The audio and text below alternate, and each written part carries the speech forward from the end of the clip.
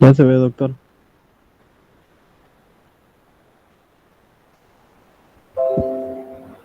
¿Ya la pueden identificar o todavía no aparece? Ya, doc. Ok, entonces vamos a recordar rápidamente lo que estábamos viendo en la clase pasada, que vimos que pues realmente son las fases lo que vamos a estar presentando. Habíamos visto que pues son directamente las estructuras básicas que vamos a ver. En esta imagen pues ya nos representa un tanto más activo. La fase 0, que es la que se iba a identificar por lo que es el entrada de sodio. Fase 1, que dijimos que era la deflexión en sí, y que esa deflexión en sí era lo que nos permitía definir hasta dónde iba a llegar el impulso como tal. En este caso, pues aquí, pues, por ejemplo, la imagen nos dio menos 85, la imagen célula muscular tiene menos 90, y pues atribuimos que llega aproximadamente a más 20 positivo.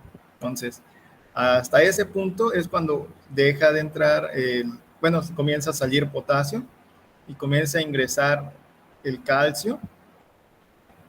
Continúa entrando el sodio, pero con el escape de potasio ya no va a incrementar más lo que es la magnitud del impulso eléctrico, del potencial, sino que se va a mantener en una fase de meseta. Aquí es donde ya comienza a haber una salida rápida del potasio, y pues es donde se iba a cerrar en la fase 3 ya los canales de sodio y de calcio, y se iban a quedar atrapados adentro y se iba a quedar el potasio fuera como tal. De esto, pues ya dijimos que en la fase 4 era prácticamente donde todo se recuperaba digamos, al reposo, el potencial de reposo. Dijimos igual que la activación se le conoce como repolarización. Perdón, como despolarización. Entonces vamos a ponerlo aquí a un costado. Una vez más, ya sé que ya lo vimos, pero pues vale la pena recordar. Entonces la activación le vamos a llamar también la despolarización. ¿Por qué? Porque estamos quitando el polo negativo en el cual se encontraba la membrana antes de que nosotros iniciemos, bueno, realmente que la célula inicie su trabajo como tal. Y pues la fase de desactivación, vamos a poner aquí, iba a ser también conocida como la repolarización, que estábamos regresando al polo negativo en el cual se encontraba nuestra membrana, más ser preciso, nuestra célula, en cuanto a lo que son los campos energéticos internos. Así es como le vamos a estar dando. O sea, aquí va a estar la desactivación o repolarización, y la activación, pues obviamente va a estar aquí a nivel.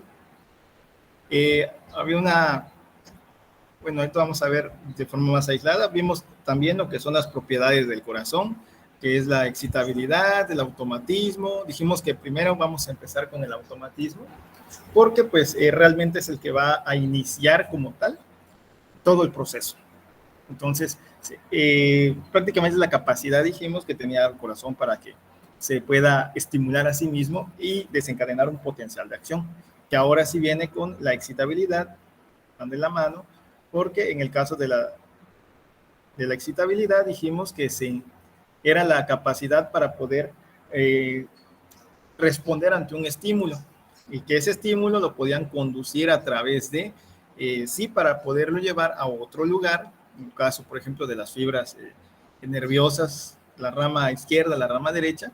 Vimos lo que era el periodo refractario, que habíamos comentado también, que podía ser periodo refractario absoluto, podría ser un periodo refractario relativo, y el funcional. Funcional es prácticamente un periodo en el cual ya descansó lo suficiente y ya puede reaccionar de nueva cuenta como si nada hubiera pasado. O sea, un periodo refractario funcional va a ser si nosotros nos enfocamos aquí, en esta fase, en lo que es la fase inicial. ¿Por qué? Porque en este momento, bueno, para ser específicos, no precisamente la fase inicial, sino previo a el inicio de la actividad. Ese es un periodo refractario, pues que va a ser funcional porque está descansado. Entonces, como está descansado, está en reposo, ahora sí se puede activar. Un periodo refractario absoluto es justamente este periodo entre fase 1 y fase 0, fase 2, porque en este momento no se puede reestimular, está estimulado. Entonces, ese sería un periodo refractario relativo y un periodo refractario absoluto y un periodo refractario relativo es cuando ya entró en este periodo en el cual ya está en fase de recuperación y se puede reestimular, pero no va a reaccionar de la manera habitual. En pocas palabras, si quisiéramos, por ejemplo, estimular en este punto, ya está estimulado, por ejemplo, aquí, ya está en fase de descanso. Aquí sí lo podemos estimular porque justamente está en descanso. Es un periodo funcional. Si yo aquí quiero estimularlo ya estando en fase 1 o en fase 2, no puedo estimular de más porque ya hay un estímulo activo. No puede reestimularse, por así sobreestimular, no puede pasar. Y en este caso, entonces dijimos que ese no iba.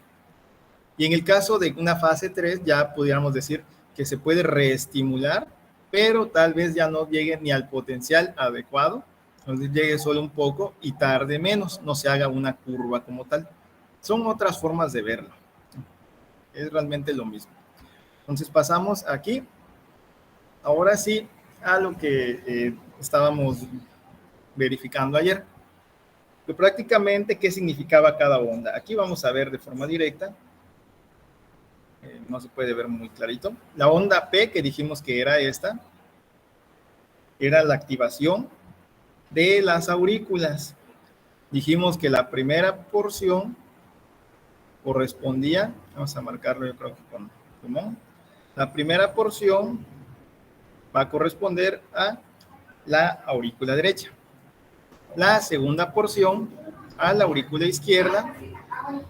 En el caso de este que dijimos que se llamaba segmento ST, va a corresponder al pase a través de el nodo AB. Que dijimos que ese es un periodo de resistencia, un periodo de descanso, por lo cual, pues no va a haber una reacción al estímulo como tal, se está realmente una línea isoeléctrica. Puede ser largo, puede ser corto. Cada uno de estos tiene su medida. Ahorita vamos a hablar sobre las medidas específicamente. Primero vamos a saber o a recordar qué parte nos interesa de cada punto. Ahora, el complejo QRS dijimos que era la activación de los ventrículos. Dijimos que en este caso el primero en activarse era el ventrículo izquierdo. Entonces, la R era el ventrículo izquierdo. Aquí vamos a brincar nada más un ratito. Lo que es la S va a ser la activación del ventrículo derecho. Pero, ¿qué representaría la Q? La Q es un vector que va a activar lo que se le llama masa septal. Ahorita pues, no la podemos analizar porque no aparece directamente, pero pues solamente se va a dar en lo que son los últimos vectores que ven la cara lateral del corazón. En este caso sí vamos a retirar estos porque si nos estorban al dibujito. Vamos a ponerle solamente que aquí es la R y aquí es la S, solamente para no olvidarnos. Ahora viene el segmento ST. Habíamos dicho ayer que es, bueno, el punto J. Aquí no lo marca, pero está aquí, que viene siendo el periodo en el cual terminó la activación de los ventrículos.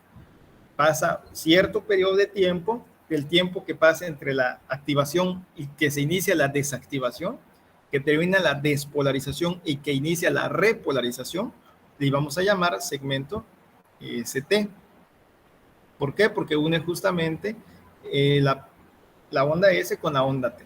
Así se le va a llamar. Es una línea que idealmente debería ser isoeléctrica. Después de continúa con lo que es la onda T, que es la onda de recuperación, que es la de repolarización, que va a ser, pero de los ventrículos. Habíamos comentado que en el caso de lo que viene siendo la desactivación de las aurículas, no lo íbamos a poder ver porque sería una onda que se encuentra aquí. Pero como el QRS es más grande y tiene más magnitud eléctrica, lo iba a ensombrecer. Habíamos igual comentado qué representaba cada una de estas fases en el electrocardiograma. Ya vimos lo básico, ya habíamos dejado una tarea para ver, vamos a calibrar. Bueno, vamos antes de avanzar a la tarea, vamos a recordar lo que es la teoría del dipolo, que recordábamos que cómo iba a ser el potencial de activación. Bueno, en este caso, pues va siguiendo un solo punto, desde lo positivo a lo negativo. Recordemos que para que pueda haber dos puntos eléctricos en fusión, tiene que haber una carga positiva y una carga negativa. En este caso, si estamos todos en negativo, se va a ir activando poco a poco. Y viceversa, si está desactivándose, comienza la desactivación también poco a poco. Dijimos que no puede desactivarse del otro lado si hay mucho camino por recorrer, tiene que estimular al de al lado y al de al lado y al de al lado, así sucesivamente hasta que llegue hacia todas las regiones que hay. Algo importante, la despolarización va a comenzar de adentro hacia afuera y el flujo sanguíneo inicia de afuera hacia adentro. Eso hay que recordarlo siempre porque también es parte de lo que vamos a estar trabajando en este punto. Ahora sí, vamos a comenzar directamente con lo que son los vectores de los que habíamos hablado. En este punto habíamos comentado ayer que, bueno, esa era la tarea, ya vamos a calificarlo después, pero lo importante es saber qué corresponde. Vamos a recordar para empezar algunos de los que son las regiones anatómicas del tórax. Vamos a tratar de recordar también que en el caso del tórax tiene líneas imaginarias.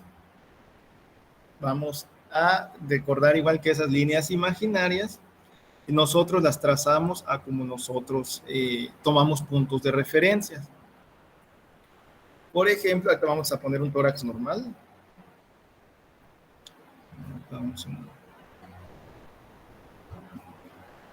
Vamos a tomar uno que viene siendo la cara anterior del tórax para poder identificar algunos puntos antes de avanzar a esto.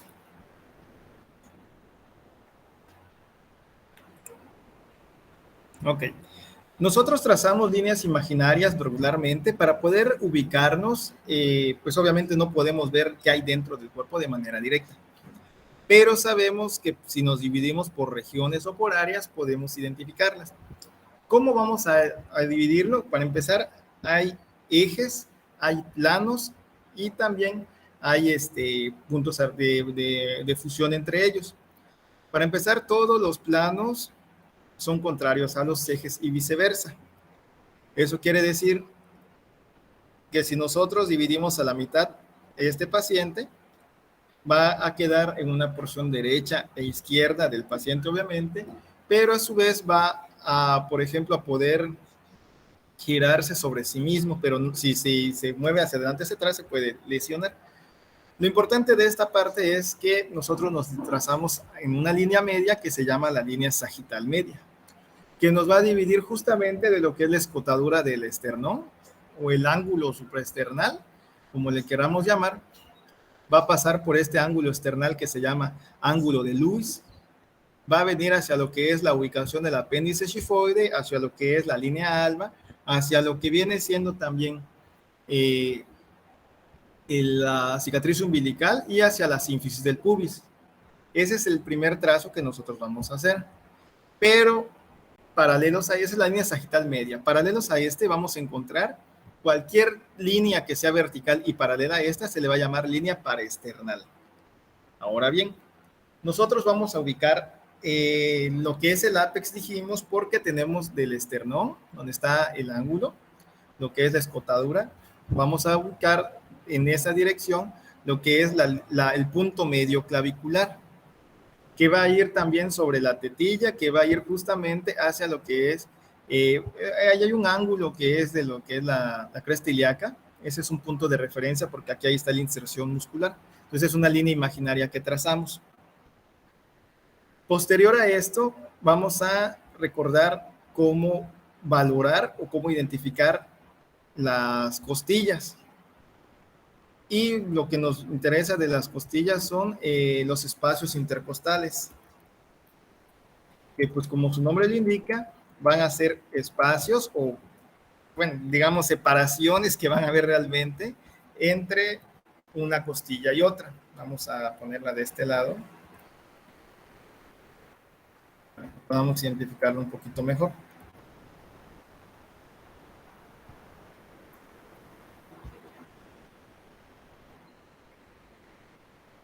Vamos a ubicar ahora lo que son los espacios intercostales. ¿Cómo lo vamos a identificar? Recordemos una vez más. Tenemos que ubicar lo que es la clavícula. Nosotros no podemos identificar directamente la primera costilla porque la primera costilla está en esta posición. Realmente no la podemos ubicar y de hecho inclusive muchas veces la radiografía no se puede observar. Entonces comenzamos a contar el espacio intercostal. No es lo mismo contar costillas que contar los espacios intercostales. Este sería el primer espacio intercostal. Este sería el segundo y el segundo vamos a tomarlo. ¿Me da cuenta? Una disculpa. Vamos a tomarlo como referencia porque en lo que es el ángulo de Lewis está la segunda costilla. Si estamos diciendo que de lo que es el ángulo de Lewis está la segunda costilla, entonces el segundo espacio intercostal está debajo del ángulo de Lewis. O sea, este que ya habíamos marcado previamente. Vamos a repetirlo una vez más por si a alguno le quedó duda. Busco primero el ángulo de Lewis. Ese es un punto de fusión entre lo que es el manubrio y el cuerpo del esternón o mango del esternón. Y nosotros lo podemos palpar inclusive con nosotros mismos porque es una saliente, es un punto de referencia como tal. En este punto de referencia, repetimos una vez más, vamos a ubicar la costilla, vamos a marcarla de ese mismo color. Vamos a ubicar la costilla, que sería la número 2.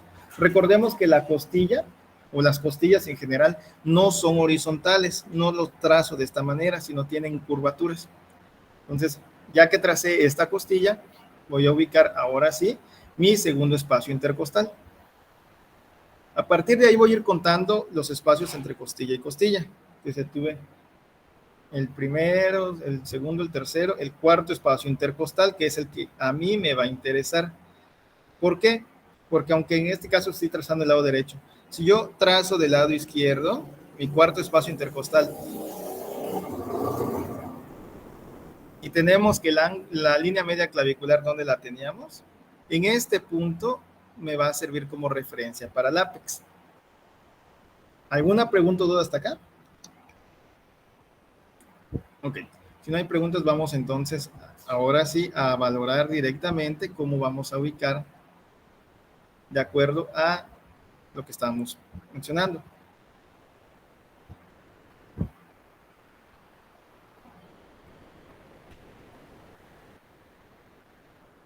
Entonces decíamos que había en el cuerpo realmente posiciones diversas para poder identificar los campos eléctricos del corazón. Recordar siempre que el campo eléctrico, al igual que el eje anatómico, viene de arriba hacia abajo, de adelante hacia atrás y de la derecha a izquierda. Y que realmente estos que se llaman vectores precordiales van a ser considerados o van a ser nombrados por una B, la que llamamos V, y posteriormente un número en números arábigos, en números normales, por así decirlo, B1, B2, etcétera. ¿Para qué nos sirven estos? Estos realmente son, digamos, puntos de referencia para ubicar las caras del corazón, para saber qué porción del corazón estamos viendo. Antes de entrar a ver qué es y qué sí y qué no, vamos a saber cómo ubicarlos en el electrocardiograma, o mejor dicho, en la persona que posteriormente le vamos a hacer un electrocardiograma. El electrocardiograma, pues ya hemos comentado, el estudio de la actividad eléctrica del corazón. Ya más adelante vamos a ver las características del papel y todo lo demás. Lo importante de esto es saber qué es lo que estamos esperando encontrar. Vamos a poner 6 electrodos que van a tener, por así decirlo, una punta de metal y un chupón del otro lado para ejercer succión y poder tener, digamos, contacto sobre la superficie de la piel y que éste pueda adherirse. El primer electrodo, el primer chupón, por así decirlo, lo vamos a colocar en lo que es el cuarto espacio intercostal a la derecha del esternón. Realmente, pues esta imagen está un poco simple, digamos que es 2 centímetros a la derecha del esternón, una línea paraesternal derecha, así se le conoce. Busco entonces mi ángulo de Lewis, que era este. Vamos a marcarle otro color mejor porque se confunde. Tengo mi ángulo de Lewis. Cuento mi segundo espacio intercostal, mi tercer espacio intercostal, mi cuarto espacio intercostal, es todo mi espacio intercostal. Ok, ya sé cuál es. Ahora busco mi línea media clavicular un poco más hacia adentro, calculo 2 centímetros, que sería aproximadamente 2 centímetros hasta acá. Entonces, ahí es donde voy a colocar mi primer electrodo. En este caso, pues nos lo dan, este paciente está levemente rotado. Este, pues lo estamos viendo de frente. Si nosotros lo queremos ver entonces en el otro tipo de pacientes, que es el que estaba acá,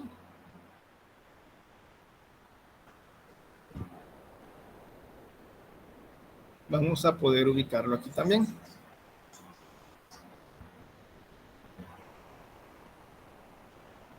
Vamos a irlos comparando realmente. Ahí está. Entonces dijimos de nueva cuenta, el B1 le voy a identificar su cuarto espacio intercostal y a la vez voy a revisar también, digamos, 2 centímetros de borde external. Busco mi espacio intercostal que se quedaría aproximadamente aquí a la altura de la tetilla y a esta altura es donde yo voy a colocar mi electrodo, que sigue siendo esta posición. Vamos entonces al vector 2. Dice el vector 2, cuarto espacio intercostal a la izquierda del esternón, igual 2 centímetros a la izquierda. Teóricamente, si ya identificamos aquí que este es el espacio intercostal, lo único que hacemos es ubicar del otro lado, ubicar los 2 centímetros, hago mi trazo y voy a colocarlo también en esta posición, de tal manera que es que en como estamos viendo lo de diagonal, se puede observar de esta manera, mientras que en el caso de este otro, que estamos viendo aquí, pues ya vemos como está de frente, vemos que está agarrando una forma un tanto diferente. Pasamos al cuarto, pero ¿qué no el tercero? Realmente vamos a ubicarlo de una manera diferente. Primero vamos a colocar el cuarto. El cuarto, pues lo vamos a ubicar realmente en la línea external, digamos, media clavicular y en el quinto espacio intercostal. Ya habíamos ubicado el cuarto espacio intercostal, un espacio intercostal más abajo, en lo que es la línea media clavicular, me queda aquí, que teóricamente sería debajo de la tetilla, que vamos a tener en esta forma, como a esa altura aproximadamente, nada más que está muy grande el trazo. Sería aquí.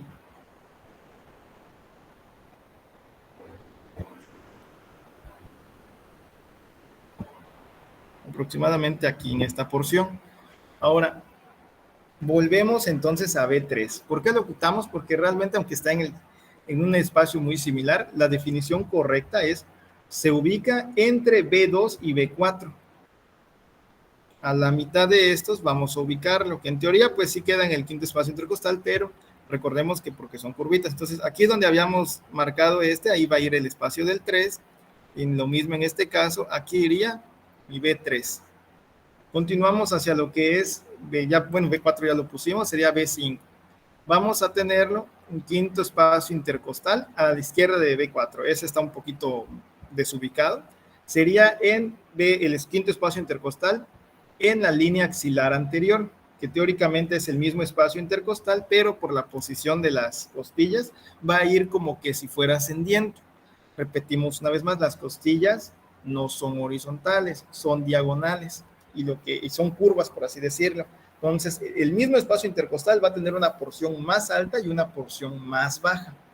En este caso, pues ya estamos yendo hacia lo que es un giro, una porción un tanto más alta, y pues en ese espacio vamos a ubicarlo en la línea axilar anterior, sería aproximadamente por acá, que sería en este caso esta posición.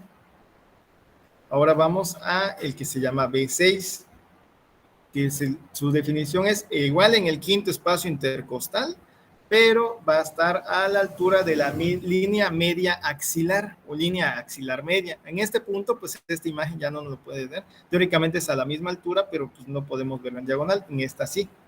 Lo mismo que en esta, teóricamente sería abajo del brazo, pero a la misma altura que este. Eso sería lo que vamos a observar en cuanto a las ubicaciones.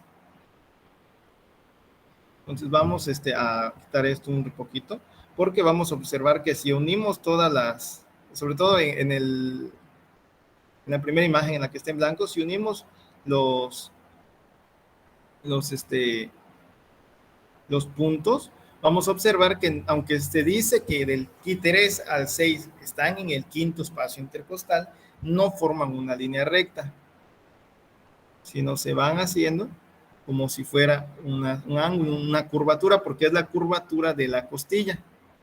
Inclusive en esta misma vemos que las costillas están como que yéndose en curvita. Eso es lo que vamos a ubicar. Esos electrodos nos van a servir para detectar lo que se llama derivaciones precordiales, así se denominan, que son las que dan directamente con la visión horizontal del corazón. Si nos damos cuenta, es como si estuviéramos tratando de ver el corazón desde distintos ángulos en un plano horizontal, no en un plano vertical. Ahorita vamos a observar por qué nos referimos de esa manera. Permítanme tantito, voy a ponerles una imagen un tanto parecida.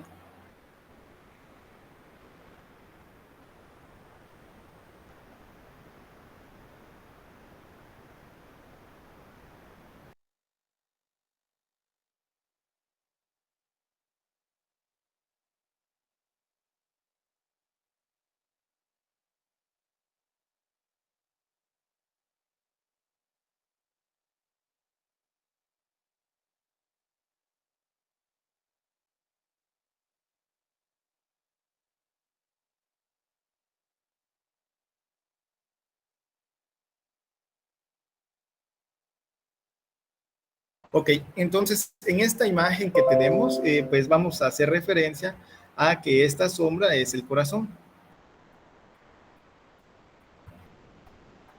Diciendo todo esto. Aquí pues la idea de este es de identificarlo del electrocardiograma y lo que viene siendo las posiciones de los vectores. Esto que estamos viendo es lo que iría en B1. Dijimos que B1 estaba a la derecha de del que es el esternón. Teóricamente entre B1 y B2 aquí debe de estar el esternón dibujado. Ahora, si decimos de B3 y B4 y B5 y B6, nos damos cuenta aquí es una curvatura que se hace porque en teoría es ver el corazón desde diferentes puntos de vista. Esto que es B1 y B2 le vamos a llamar que son los vectores septales porque aquí es donde pasa el septo del corazón. Recordemos que el septo es digamos, el tabique interventricular, así se le denomina.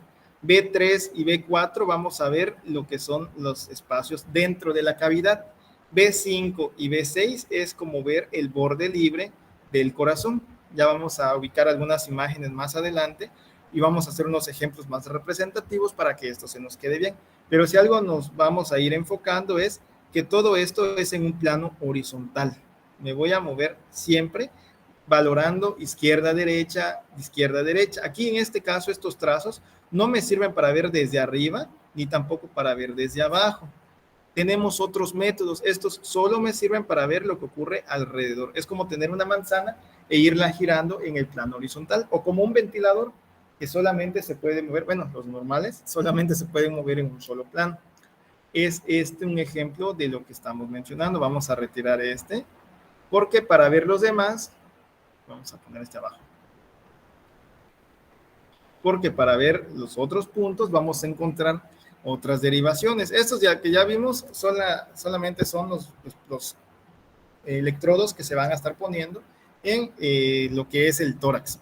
Ahora, para valorar las caras que decíamos de ver qué hay arriba y qué hay abajo, como está aquí que decíamos, vamos a colocar 4 electrodos más. Uno que dice ABR, aquí vamos a meternos un poquito al inglés, que R más fácil es average right. Va a querer decir derecha. R de derecha, vamos a ponerle. Diciendo right, que quiere decir derecha. Eso quiere decir que este electrodo se va a poner en la mano derecha. A veces traen colores. Muchas veces nos dejamos guiar por los colores, esos no son constantes, en algunos pueden variar, habitualmente es rojo, aquí pues habitualmente es negro, aquí habitualmente es azul, aquí es blanco, van a variar realmente los colores, no nos fijemos en eso, fijémonos en los nombres que traen. Ahora la L, ¿qué quiere decir? Hay un vector que se llama AB, L, de justamente la L que quiere decir left, de izquierda. Entonces vamos a ponerle que ABL es el electrodo que se coloca en la mano izquierda. Ya tenemos dos manos. Pero tenemos dos pies, sí, pero solamente el izquierdo nos va a hacer de referencia. Aquí no vamos a diferenciar entre el pie derecho y el pie izquierdo, no. Va a haber otro vector que se va a average, que es ABF por foot, pero no foot de comida, sino foot de pie. Entonces quiere decir que es el pie izquierdo. ¿Por qué el pie izquierdo? Una vez más, recordemos que el eje eléctrico del corazón va de arriba hacia abajo, de derecha a izquierda y de atrás hacia adelante. En un plano cartesiano, lo más cercano sería decir que de lo que es el nodo sinusal viene hacia el nodo AB, hacia lo que viene siendo lo que son las partes basales del corazón. Entonces, esos ejes eléctricos, pues no, aparte que vamos a tomarlo del corazón, nos van a servir estos para poder valorar si va realmente de derecha a izquierda o va de arriba a abajo. Ahora, esto es, entonces decíamos que ya vamos a poder ver un superior y un inferior, mientras que con el otro tipo de parámetros, que son los precordiales, solo podríamos ver en planos horizontales. Ahora, en este que estamos manejando aquí incluso, que ya la imagen que teníamos, aparece el ABF haciendo referencia entonces a que me sirve para ver la parte inferior de lo que viene siendo pues la cara del corazón, la cara basal o cara diafragmática, así se denomina. Otro que me serviría para valorar la manita derecha, que en este caso pues no lo veo por acá, sería ABR, pero recordemos que R se encuentra en la mano derecha y sirve para detectar en la actividad eléctrica en la aurícula derecha. Y el ABL, entonces ya tenemos que hay R, L y F, me va a estar representando mano derecha, mano izquierda y pie. Pero ¿qué significan en sí? Realmente todos estos vectores de los que estamos hablando, lo que valoran en sí es si la carga eléctrica viene hacia mí o se aleja de mí. Si yo, por ejemplo, me paro aquí en ABR, ¿qué voy a ver realmente? El eje eléctrico dijimos que va de arriba hacia abajo. Entonces, yo si estoy detenido en ABR, lo que voy a ver es cómo se aleja el impulso eléctrico. Entonces, mi actividad eléctrica aquí se va a representar de manera negativa. Todos los, digamos, los latidos o los complejos QT, el latido completo, se van a valorar en todas estas derivaciones. ¿Qué voy a observar de diferencia? La actividad eléctrica. Ese es uno tradicional. En ABR quedaría todo negativo, que sería muy diferente a los que estábamos viendo. Ya vamos a ver en clase presencial por qué, porque pues, si tienes sus características muy especiales y un tanto diferente. Si yo me paro en ABL, pues normalmente yo, ¿qué voy a ver? Que la actividad eléctrica va de derecha a izquierda. Aquí yo no voy a ver que se aleje, entonces no lo voy a ver negativo. En ABL lo que voy a ver es que se acerque. Entonces voy a decir, bueno, si se está acercando hacia mí va a ser más positivo. En este caso igual este es negativo. Una más positiva sería así. Mira, así. Que es el trazo más típico. Ya vamos a ver unos ejemplos más claros con algo que se llama triángulo de Einthoven. Entonces, ya dijimos, en este caso, todo lo que estoy valorando es hacia cómo llega la actividad eléctrica hacia un punto específico. Pero también hay otras que se llaman bipolares, que son, ya no voy a medir uno, no voy a ver si, por ejemplo, esto dice, si llega o se va. Solamente eso dice, pero desde ese punto de vista. Los otros que vamos a observar son D1, que viene siendo una comparativa en lo que es right y left. Entonces, derecha e izquierda. Voy a ver la comparativa. Lo tradicional, pues es que de derecha salen todos los impulsos, entonces derecha siempre es negativa y va a ser más negativa respecto a L, porque viene de derecha a izquierda. Si lo comparo R con F, pues entonces también voy a ver que R bueno, en este caso es positivo.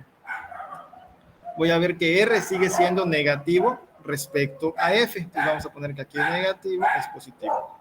Aquí es negativa respecto a la F. Ya, disculpe una vez más.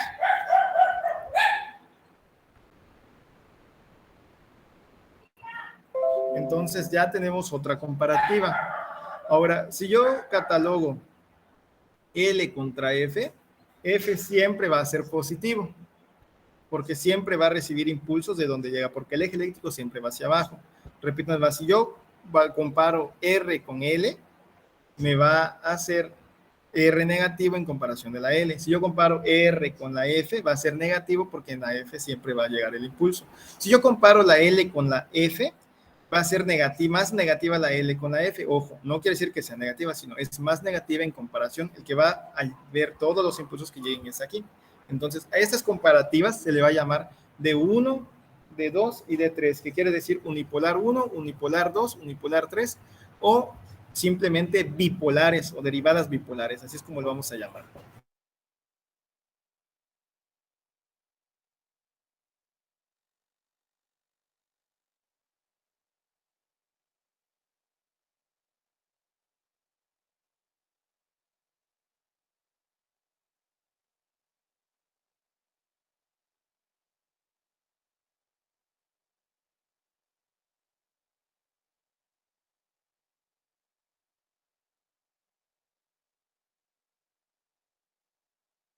Ok, ¿alguna pregunta hasta este punto sobre los temas de los cuales estamos hablando?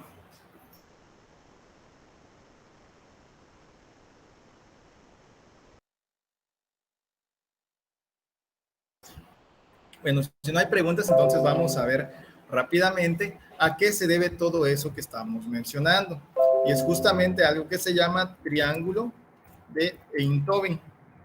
Einthoven, pues, fue una persona que se dedicó al estudio de la actividad eléctrica del corazón y, pues, en este caso hizo un cuadro comparativo, que es justamente lo que estamos haciendo.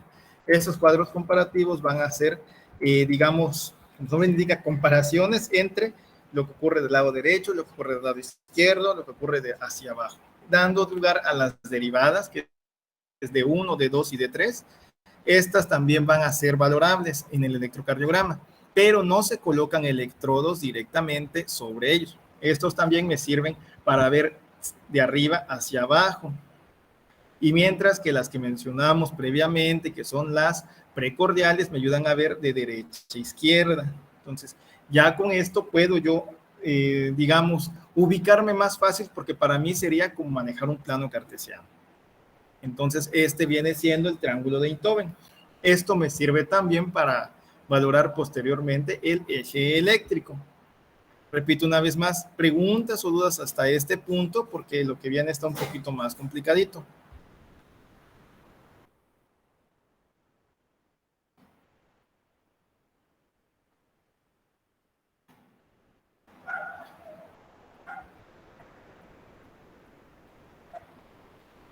Ok, entonces vamos a continuar con esta parte. Realmente lo que vemos en pantalla sería un ejemplo más comparativo de lo que ya hayamos visto previamente.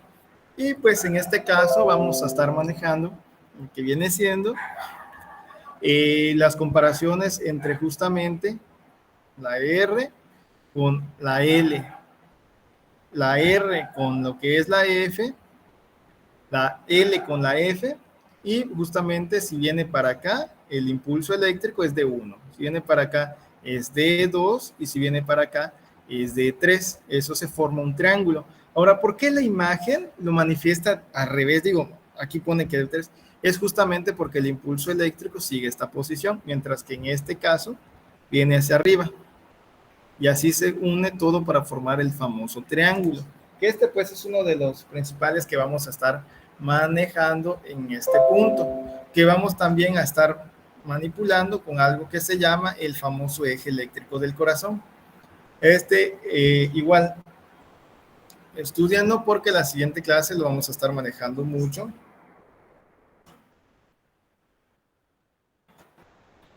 el cual viene siendo todas esas características. Esa es una tableta rápida para ver lo que son las características de las cargas de los ejes. Eso es algo de lo que vamos a estar manejando en la próxima clase. Si no hay preguntas ni dudas, vamos a terminar la clase aquí por hoy y vamos a continuar el lunes.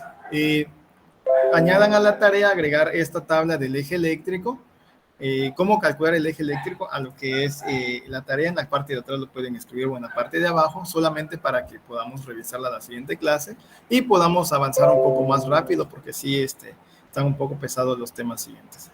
Entonces, nos vemos el lunes, chicos. Tengan buen día a todos. Doctor, buenas tardes.